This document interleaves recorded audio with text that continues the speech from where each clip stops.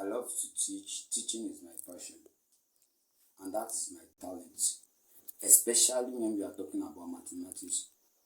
There's no calculation I cannot solve in mathematics. But this morning I will be using differentiation and integration as part of the teaching I will be teaching today. When we are talking about differentiation and integration, what is differentiation?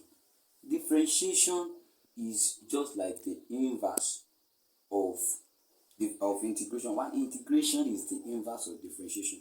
They are both under calculus. How about getting me? And when we are talking about differentiation generally, differentiation is trying to tell us that when you differentiate a function, the power is going to reduce. Especially if you differentiate a constant, you are going to have zero.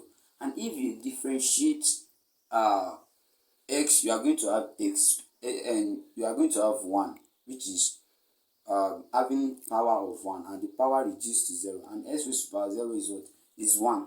And also when you differentiate cos x, when you differentiate cos x, you are going to have minus sin x, and when you differentiate sin x, you are going to have cos x. But let's move to the integration. Now I've first said that integration is the inverse of differentiation. You see, integration is like integrating with constant, because when you integrate a function, you are going to have a constant with it. Let me use one thing as an example. When you integrate x, you are going to have x squared plus constant. And when you integrate cos x, you are going to have sin x. But when you integrate sin x, you are going to have minus cos x. And you see, we have what we call exponential x. You know, when you integrate or differentiate exponential x, you are still going to have exponential x. There is no changing in it.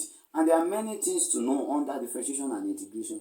When we are talking about differentiation, we have what we call rule. We have product rule, we have chain rule, we have product rule, we even have what we call first principle, because that is the first step in differentiation. And we have, under integration, we have many type of integration. We have integration by substitution method, we have integration by trigonometry, we have integration by part, we have integration by partial fraction, we have integration by trapezium rule and Simpson rule.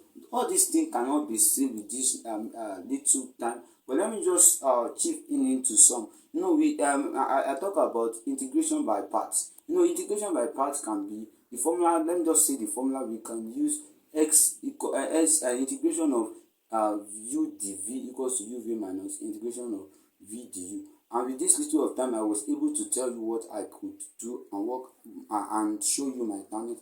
I hope you are able to understand me. Thank you. You are